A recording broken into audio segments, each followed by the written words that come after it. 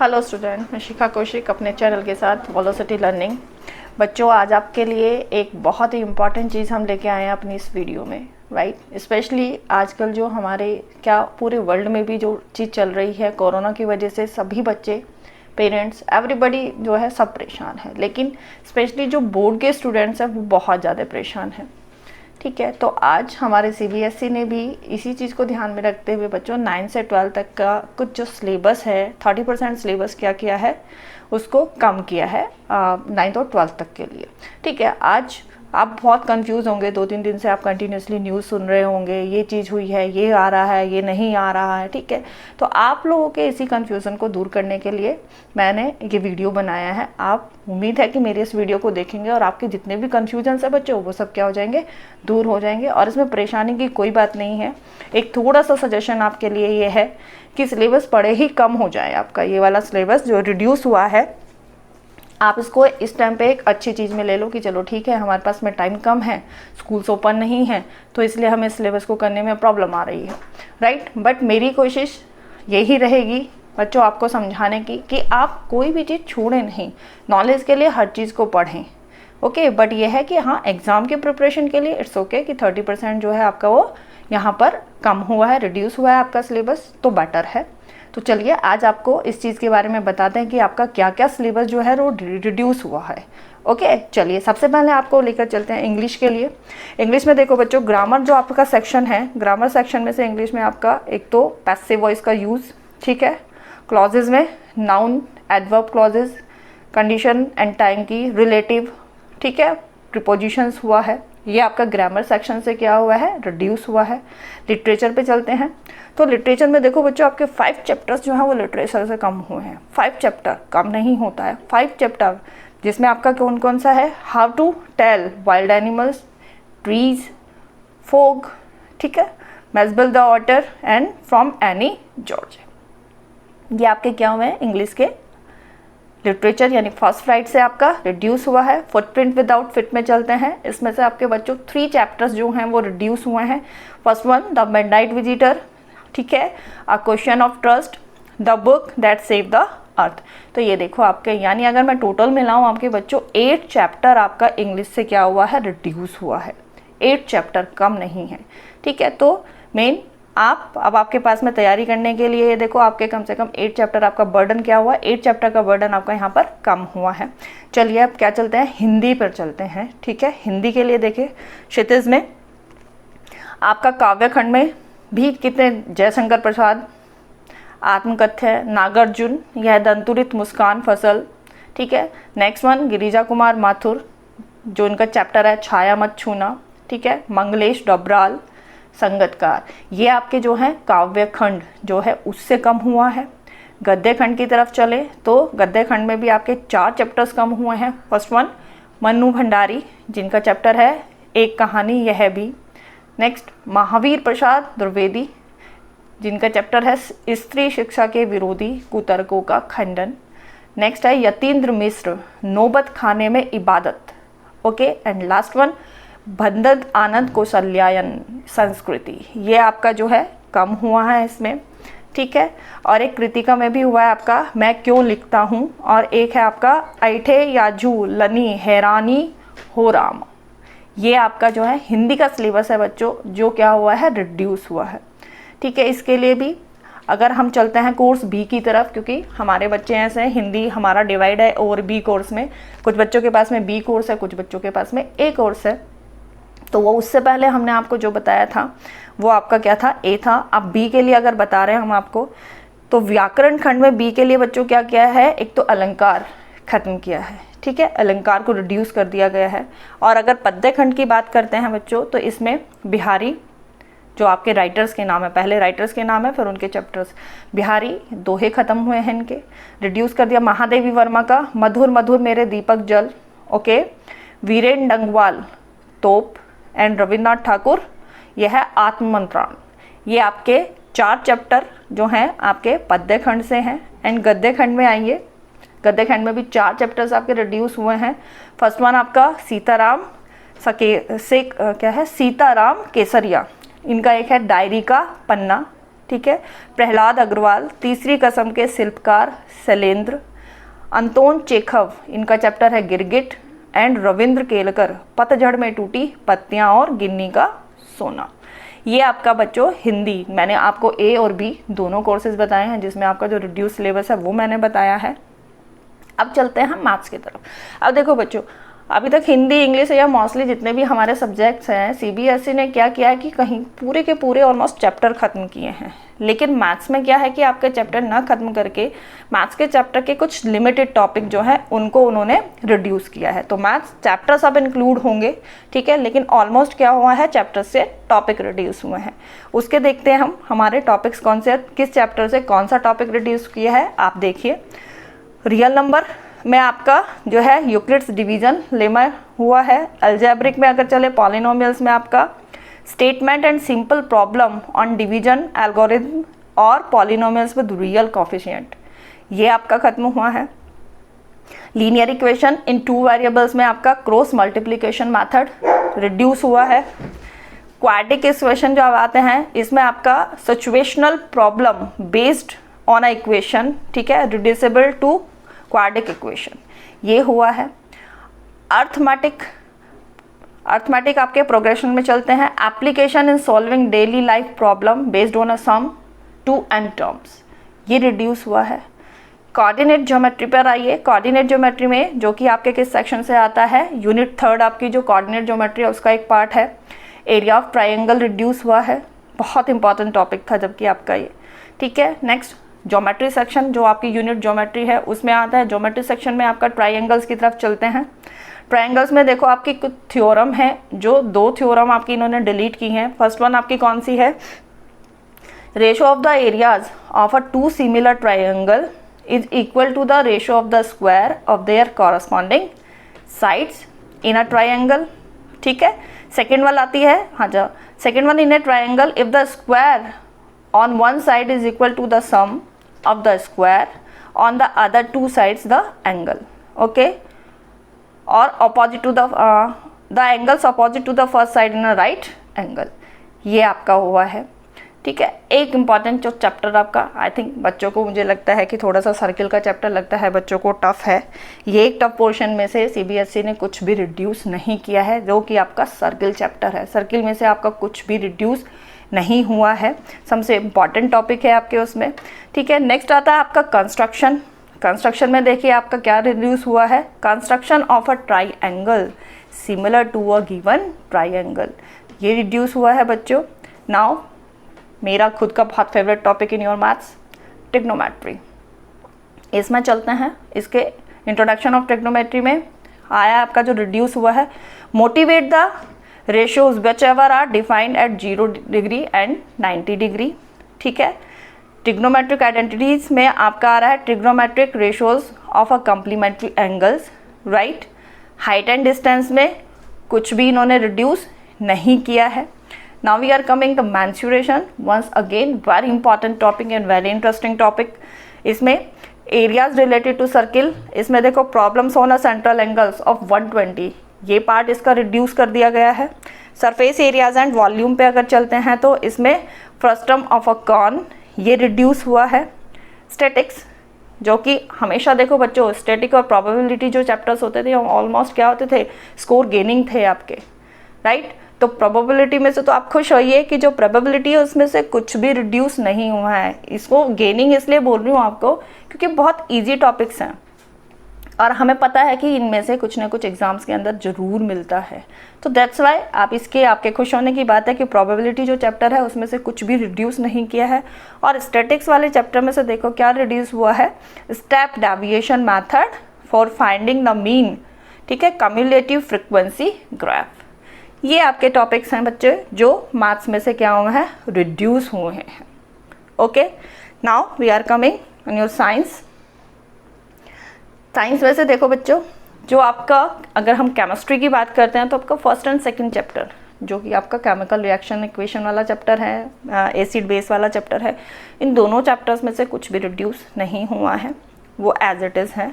Okay, जो reduce हुआ है वो आपका जो मेटल एंड नॉन मेटल वाला चैप्टर है, ठीक है, उसमें से रिड्यूस हुआ है, थोड़ा सा पार्ट उसका भी रिड्यूस किया है। कौन सा?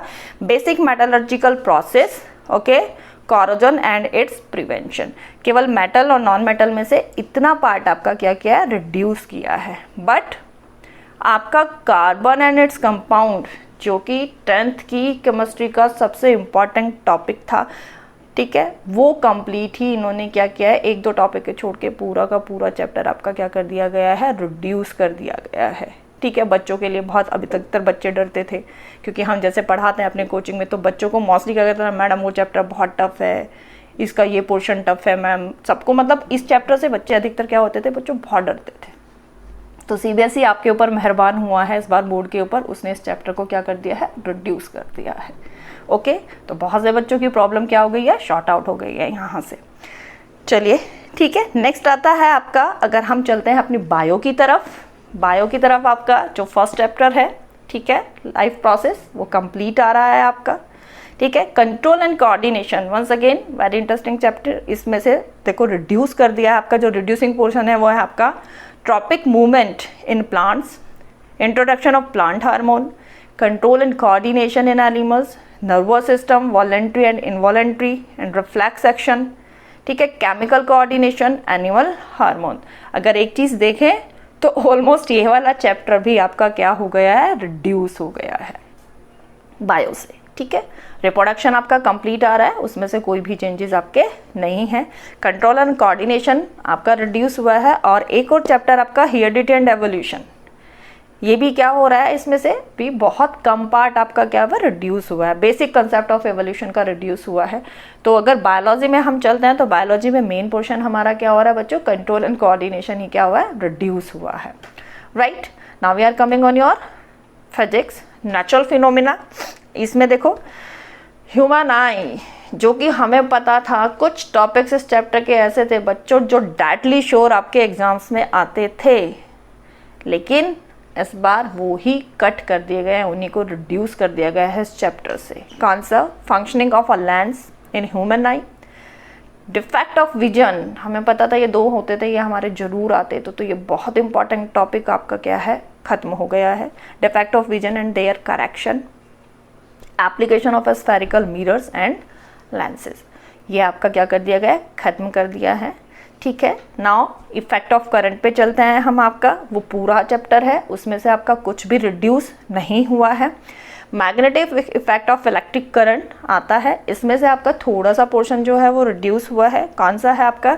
जैसे आपका क्या है? इलेक्ट्रिक जनरेटर, डायरेक्ट यानी AC और DC करंट जो होते हैं, फ्रिक्वेंसी ऑफ AC, ठीक, फ्रिक्वेंसीज हो गई हैं। AC जो आपका एडवांटेजेस ऑफ AC और DC डोमेस्टिक इलेक्ट्रिक सर्किट, ये सारा आपका मैग्नेटिक जो फील्ड है, जो चैप्टर है, उससे ये वाला पोर्शन बच्चों क्या हुआ? रिड्यूस हुआ है।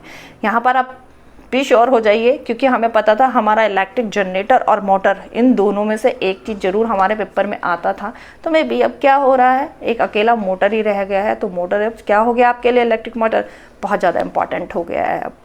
ओके, नाउ नेचुरल रिसोर्सेज, इसमें सोर्सेज ऑफ एनर्जी, ये भी चैप्टर जो है आपका ऑलमोस्ट खत्म ही कर दिया गया है। देखो different forms of energy, conventional and non conventional sources of energy, fossil fuel, solar energy, biogas, wind water, ठीक है, wind water and tidal energy, nuclear energy, renewable, ठीक है, and non renewable sources of energy. तो almost इस chapter से भी जो important topic थे, जिसकी हमें श्योरिटी होती थी कि एग्जाम में ये चीज़ें हमें ज़रूर मिलेगी, वो टॉपिक्स भी यहाँ पर क्या कर दिए गए हैं? आपके ख़त्म हो गए हैं। ओके, तो ये बच्चों आपका 10th का सिलेबस मैंने बताया, जो 30% सिलेबस आपका क्या हुआ? रिड्यूस हुआ है, ये वो सिलेबस है। लेकिन मैं आपको फिर भी यही एक सजेशन दूंगी कि जो भी सिलेबस है, ठीक है, ख़त्म हुआ है, बट आप पूरे होल सिलेबस आपकी बुक के अंदर जो है आप उसको ज़रूर पढ़िए। नॉलेज के लिए पढ़िए, एग्जाम्स के लिए नहीं पढ़िए, क्योंकि आप 10th आपका 11th के लिए क्या होता है बच्चों? बेस होता है, राइट। तो इसीलिए आप कोशिश कीजिए कि सारा सिलेबस पढ़ें। एक 100% जो प्रिपेयर करना है वो 70% सिलेबस को प्रिपेयर करेंगे। ओके, प्रैक्टिकल्स भी है बच्चों कुछ आपके जो डिलीट किए गए हैं। देखो कौन कौन से प्रैक्टिकल्स हैं आपके। अभी तक आपको थ्योरी बता रहे थे, अब आपको प्रैक्टिकल के बारे में बताते हैं। प्रैक्टिकल पोर्शन कौन सा आपका डिलीट हुआ है। फर्स्ट वन इसमें है आपका finding the pH of the following sample by using pH paper या यूनिवर्सल इंडिकेटर, जिसमें आपका क्या था, dilute HCl, dilute NaH solution, dilute ethanoic acid solution, lemon juice, water, ठीक है, डाइल्यूट हाइड्रोजन कार्बोनेट सॉल्यूशन। ये सब आपके प्रैक्टिकल बच्चों डिलीट कर दिए गए हैं। Second one, determination of the equivalent resistance of a two resistor when connected in series and parallel, ये भी खत्म कर दिया गया है। Preparing a temporary mount of a leaf peel to show stomata, ठीक है। Studying of the following properties of acetic acid, जैसे एथेनोइक एसिड भी बोलते हैं हम इसको, तो इसका order, solubility in water, effect on a litmus, reaction with sodium hydrogen carbonate, ये खत्म हुआ है आपके। और study of the comparative cleaning capacity of a sample of a soap in soft and hard water, क्योंकि जब कार्बोनेट कंपाउंड खत्म कर दिया तो इसका प्रैक्टिकल भी क्या हो गया, खत्म कर दिए गए हैं। Finding the image distance for varying object distance in case of a convex lens and drawing corresponding ray diagram to show the nature of image formed, ये खत्म। And last one, identification of the different part of an embryo of a dicot seed, ठीक है, जैसे just example P ग्राम और red kidney beans. तो ये आपके experiment हैं जो आपके एक्सपेरिमेंट को रिड्यूस कर दिया गया है। अब आपका लास्ट पार्ट रह गया, बाकी सब सब्जेक्ट मैंने आपको बता दिए हैं। SST का बताते हैं हम आपको। देखिए, हिस्ट्री को उन्होंने बच्चों जो रिड्यूस किया है उसको 2 सेक्शन में डिवाइड किया है। फर्स्ट सेक्शन में आपके 2 चैप्टर आते हैं हिस्ट्री के, कौन कौन सा, और आपका 3 और 4 जो आपका चैप्टर है, the making of a global world और the age of industrialization, right. ये दोनों चैप्टर आपके बोर्ड जो आपके एग्जाम्स होंगे, फाइनल एग्जाम्स, उसमें नहीं आएंगे, बट इनमें से एक चैप्टर आपके जो पीरियोडिक टेस्ट होंगे उसमें जरूर रहेगा। वो डिपेंड करेगा आपके स्कूल के ऊपर, राइट। अब सेक्शन 2 जो इसका बताया था आपको डिवाइड किया हुआ है, इसमें चैप्टर 5 आपका जो प्रिंट कल्चर है, print culture and the modern world, ये पूरा का पूरा चैप्टर ही आपका क्या कर दिया गया है, डिलीट कर दिया गया है, रिड्यूस कर दिया गया है। Now we are coming on geography. Geography में आपका chapter 2 forest and wild life complete reduce. Chapter 3 water resources, ये पूरा कंप्लीट रिड्यूस हुआ है, लेकिन इसमें से केवल आपका जो मैप वाला पोर्शन है वो आएगा। चैप्टर 5 मिनरल्स एनर्जी रिसोर्सेज, इसमें से भी देखो क्या है, ऑलमोस्ट पूरा चैप्टर ही क्या किया बच्चों, रिड्यूस कर दिया है, डिलीट कर दिया गया है। और इसमें से भी आपका क्या आना है, केवल जो मैप वाला पोर्शन है वो आपके एग्जाम्स में आएगा। Now we are coming on the political science, ठीक है। पॉलिटिकल साइंस में देखिए क्या आ रहा है इसमें, चैप्टर 3 आपका डेमोक्रेसी एंड डाइवर्सिटी कंप्लीट आपका क्या कर दिया गया है, delete. Chapter 4 gender religion and caste वाला डिलीट कर दिया गया है। चैप्टर 5 आपका पॉपुलर स्ट्रगल एंड मूवमेंट्स, ये भी कंप्लीट चैप्टर डिलीट हुआ है। And last one your chapter 8 challenges to democracy, ये भी आपका क्या हुआ है, कंप्लीट डिलीट हुआ है। तो अगर आप देखें आपके पॉलिटिकल साइंस के यानी सिविक्स के आपके 4 चैप्टर जो हैं वो कंप्लीट क्या हुए हैं, डिलीट हुए हैं। ओके, ज्योग्राफी में 3 चैप्टर हुए हैं, हिस्ट्री में आपके 2 चैप्टर हुए हैं, ठीक है। तो इस तरीके से आपका टोटल सिलेबस क्या हुआ है, ये रिड्यूस हुआ है आपका इसमें, ठीक है बच्चों। तो ये मैंने आपको आपके सारे जो मेन सब्जेक्ट्स थे ये आपको मैंने बता दिया गया है कि ये जो पार्ट है ये आपके क्या हुए हैं, डिलीट हुए हैं। ये बाकी सब चीज़ें आपको पता चली होंगी कि बच्चों जो आपका एग्ज़ाम होना है वो 80 मार्क्स, फाइनल एग्ज़ाम आपके 80 मार्क्स के होने हैं। और आपके जो है 20 मार्क्स जो है इंटरनल असेसमेंट, जिसमें आपके अंदर क्या आ जाते हैं कि आपके जो पीरियोडिक टेस्ट होंगे, पीरियोडिक टेस्ट आपके 3 पीरियोडिक टेस्ट होने हैं, उसमें से कोई भी 2 टेस्ट का एवरेज लेंगे, ठीक है, वहाँ से जाएगा 5 मार्क्स, वहाँ से जाएगा 5 मार्क्स। आपका स्कूल का जैसा नोटबुक्स होता है, आपकी डिबेट्स होती है, आपका ओरल कोई भी टेस्ट वगैरह जैसे स्कूल में टीचर्स लेती है, वो 5 मार्क्स आपका उसका जाएगा। 5 मार्क्स आपके किसके जाते हैं, पोर्टफोलियो वगैरह जैसे आप बनाते हो उसमें से आपके 5 मार्क्स उसके बनते हैं, ठीक है। और 5 मार्क्स प्लस जो भी आपका एक्सपेरिमेंट, प्रैक्टिकल वर्क वगैरह जैसे किसी भी तरीके का होता है 5 मार्क्स उसके। तो इस तरीके से आपके 20 मार्क्स जो हैं इंटरनल असेसमेंट स्कूल के अकॉर्डिंग आने हैं और 80 मार्क्स के आपके पेपर होने हैं। ये सिलेबस है। तो चलिए अब एक अपनी नई स्पिरिट के साथ में, अपने नए सिलेबस के साथ में बोर्ड के स्टूडेंट अपनी तैयारी में लग जाइए। हम आपके साथ हैं एवरी टाइम। कोई भी प्रॉब्लम हो आप मेरे चैनल पर डालिए उसको, कोई भी क्वेरी हो आप उसको डालिए। मैं होप करती हूँ कि आपकी जितनी भी प्रॉब्लम हो उनको जल्द से जल्द सॉल्व कर सके। मेरा वीडियो देखने के लिए थैंक यू और मेरे चैनल को प्लीज़ सब्सक्राइब कीजिए।